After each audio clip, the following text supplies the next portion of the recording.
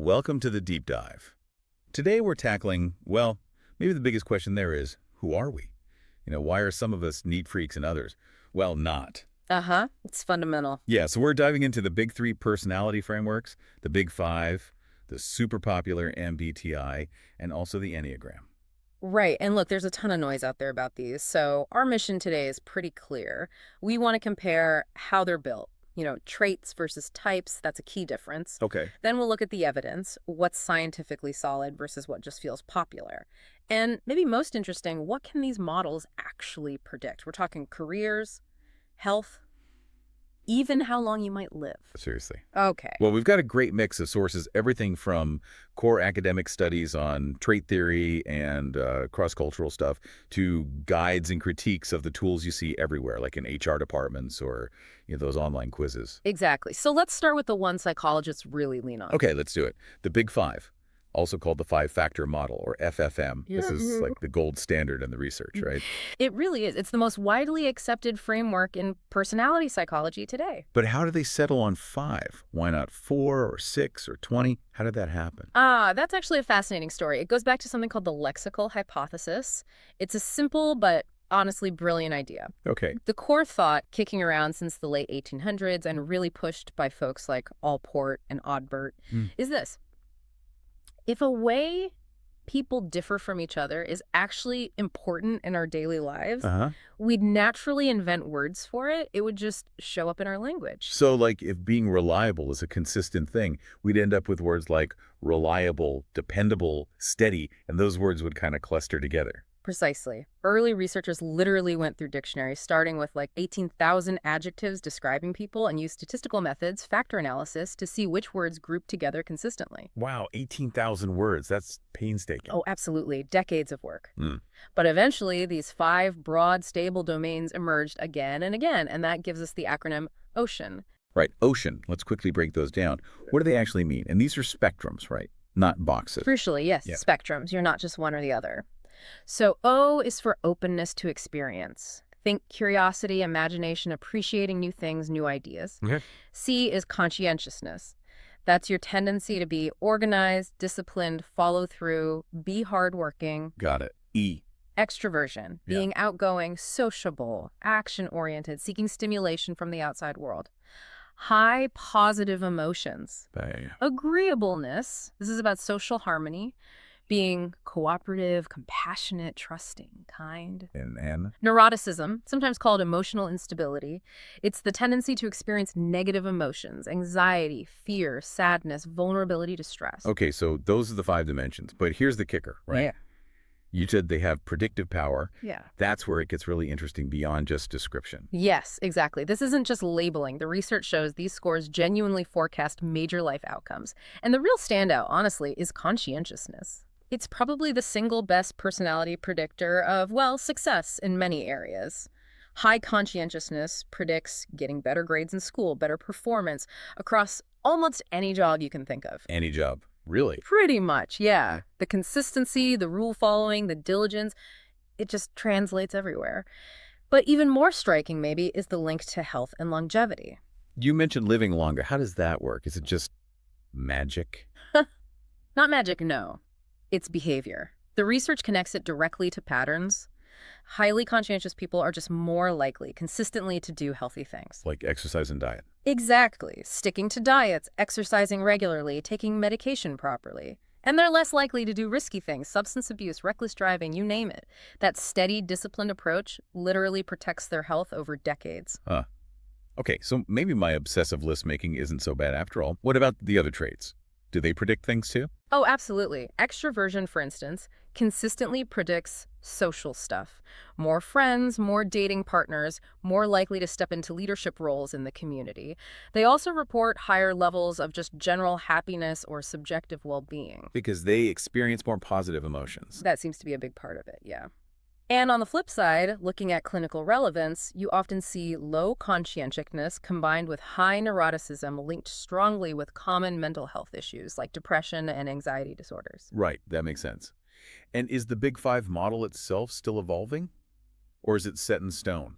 No, research never stops. There are definitely refinements. You see things like the Execo model, which argues for a sixth factor, honesty, humility. Interesting. And there's also really cool theoretical work like cybernetic Big Five theory, trying to understand how these traits operate, like seeing them as systems that help us set goals and respond to feedback from the world. It reinforces this idea of them being pretty stable, deep characteristics. Okay, so that's the academic benchmark. High bar. Now let's switch gears completely. Let's talk about the one pretty much everyone has heard of or probably even taken, the Myers-Briggs Type Indicator, Right. MBTI. Right. And the absolute first thing to grasp here is the structural difference. It's fundamental. Okay. Big Five uses those continuous traits, remember, the dimmer switch idea. You can be a little extroverted a lot, somewhere in the middle. MBTI, which comes from Catherine Briggs and Isabel Myers, interpreting Carl Jung's ideas, is a type model, Meaning? meaning it forces you into categories. It's like an on-off switch. You're either an extrovert or an introvert, a thinker or a feeler. There are 4 pairs of these choices. Dichotomies, right? Exactly, 4 dichotomies. Based on those, you get assigned one of 16 distinct personality types. Let's quickly list those 4 pairs. Sure. First is extroversion E versus introversion I, where you focus your energy outward or inward. Okay. Second, sensing S versus intuition N, what kind of information you naturally pay attention to. Concrete facts and details or patterns, possibilities, and meanings. Right. Third, thinking T versus feeling F, your preferred way of making decisions. Objective logic and principles, or considering people, values, and harmony. And fourth, judging J versus perceiving P, how you like to live your outer life. Do you prefer things planned, organized, decided, or are you more flexible, spontaneous, open to new information? And this thing is massive, isn't it? I mean, commercially and culturally. Oh, unbelievably so. Sources say something like 88 of the Fortune 100 companies use it. The company that owns the official test reportedly makes, what, $20 million a year? It's huge, globally too big in places like South Korea, China. Lots of people use the free online versions too, like 16 personalities, though that one actually blends MBTI letters with Big Five trait concepts. So given its use in business, does the research show it's actually useful for, say, leadership? There are some findings. Studies do suggest that extroverts, maybe unsurprisingly, are more likely to emerge as leaders and can be seen as more inspiring than introverts. And leaders who score as intuitive often come across as more visionary, more future-focused, compared to sensing leaders who might prefer clearer step-by-step plans. But there's a big but coming, isn't there? The academic world seems pretty critical of the MBTI, despite its popularity. There is, yeah. The core criticism comes back to that forced choice binary structure. Real people aren't neatly E or I. Most of us are somewhere in between, maybe lean one way. Think about ambiverts. The MBTI doesn't really have room for that nuance. So it loses information. It definitely loses information and nuance. Plus, academic critics often raise questions about the test's reliability. Do people get the same type consistently? And its validity, does it actually measure what it claims to measure in the way it claims? Some go so far as to call it pseudoscience, especially questioning the complex type dynamics theory behind it. That's quite a strong label. It is, and it's really important for listeners to know this, especially if they encounter it at work. The company that publishes the official MBTI explicitly states it's not designed to predict job performance or potential. They say it should never be used for hiring, screening, or promotions. It's positioned more as a tool for self-understanding, team building, communication styles, that kind of thing, not prediction. That's a crucial distinction. Okay. That leads us nicely into our third model, the Enneagram, which seems to focus even more internally, right, on motivation. Absolutely. The Enneagram takes us into a different kind of space. It's often described as an ancient system, though its modern personality application is more 20th century. It presents 9 core personality types. 9 types, okay. But unlike MBTI's focus on information processing preferences, the Enneagram dives deep into core motivations specifically, the underlying fears and desires that unconsciously drive each type's patterns of thinking, feeling, and behaving. So it's less about what you do and more about why you do it. Exactly. That's the claim. People often get into the Enneagram seeking deeper self-awareness, maybe even transformation, rather than just, say, improving team communication. It tries to uncover the why behind the what. And it has its own structure too, right? These centers. Yes, the 9 types are often grouped into 3 centers of intelligence or triads based on the core emotional theme they wrestle with. Okay, what are those? First, the instinctual or gut center, that's types 8, 9, and 1. Their core issues revolve around anger, either expressing it, denying it, or controlling it and asserting their presence in the world. Yeah, anger, got it. Second, the emotional or heart center, types 2, 3, and 4. They're primarily concerned with image and feelings. How are they perceived? Are they loved, valued? Often dealing with underlying feelings related to shame or anxiety about their worth. Heart, image, and feeling. Okay. And third, the intellectual or head center, types 5, 6, and 7. Their driving force relates to fear and security. How do they find certainty and safety in the world? They tend to manage fear through thinking, planning, or seeking experiences. Can we make that more concrete? Maybe Yeah. an example. Sure, let's take type 1, often called the reformer or perfectionist. From the outside, they might look very conscientious, like in the big five, organized, principled, driven. But the Enneagram says the motivation isn't just a preference for order. It's driven by a deep, often unconscious fear of being corrupt, evil, or fundamentally flawed. Their core desire is for goodness, integrity, balance. Okay, so the behavior looks similar, but the why is different. What about another one? Type 5. Type 5, the investigator or observer.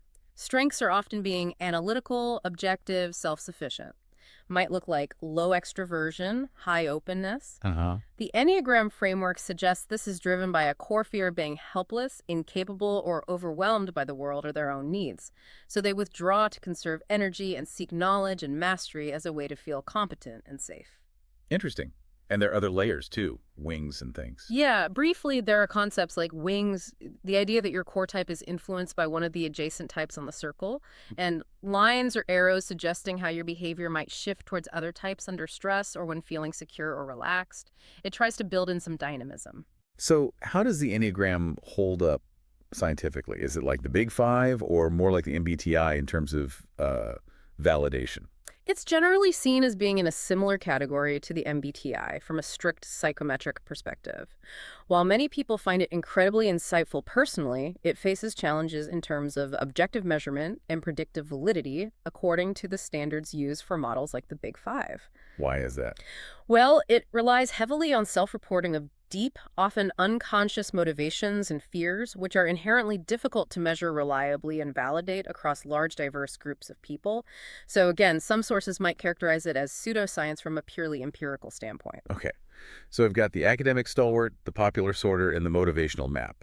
Three very different ways of looking at personality. How do they actually relate? Do they overlap at all? They do, conceptually. Research has actually found pretty consistent correlations, especially between the Big Five and the MBTI dimensions. Oh, yeah. Like what? Well, Big Five extroversion maps pretty clearly onto the MBTI extroversion-introversion scale. It's measuring a similar underlying dimension of outgoingness versus inward focus. Okay, that makes sense. Big Five openness to experience shows decent correlation with the MBTI sensing intuition preference, that interest in ideas, patterns versus concrete facts. Right. And Big Five conscientiousness aligns fairly well with the MBTI judging perceiving dimension, that preference for order, planning, and closure versus flexibility and spontaneity. So they're not talking about completely alien concepts. They're just slicing the cake differently. That's a great way to put it. The core difference really comes back to how they measure continuous traits versus binary types. And you're saying the academic world sticks with traits because... Because precision allows for better prediction.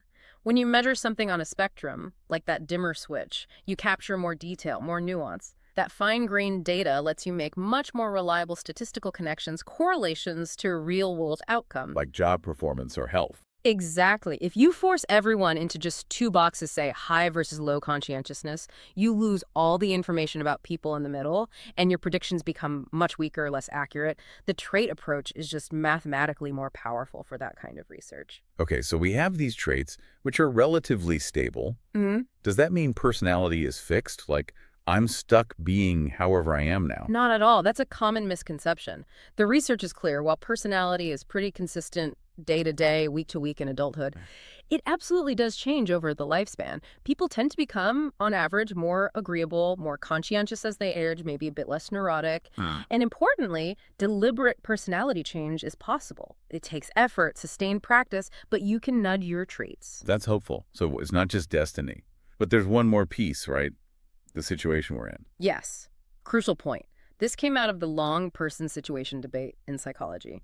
The conclusion is our behavior isn't just about our personality traits, it's always an interaction between the person and the situation they're in. How does that work? Think of it like this. Your personality traits predict your average behavior really well, your patterns over time. Someone high in extroversion will, on average, spend more time socializing. Makes sense. But the immediate situation also has a huge influence on what you do right now. Even a strong extrovert will likely be quiet and reserved during, say, a solemn funeral or a high-stakes exam. The situation pulls for certain behaviors. Traits influence the situations we seek out too. Extroverts actively look for parties. Introverts might seek out libraries. So it's both who you are and where you are. Exactly. Both matter. Traits predict the patterns. Situations influence the moments. Okay, wow. We've covered a lot. The solid science of the Big Five, Yeah. the cultural phenomenon of the MBTI, and the deep dive into why with the Enneagram.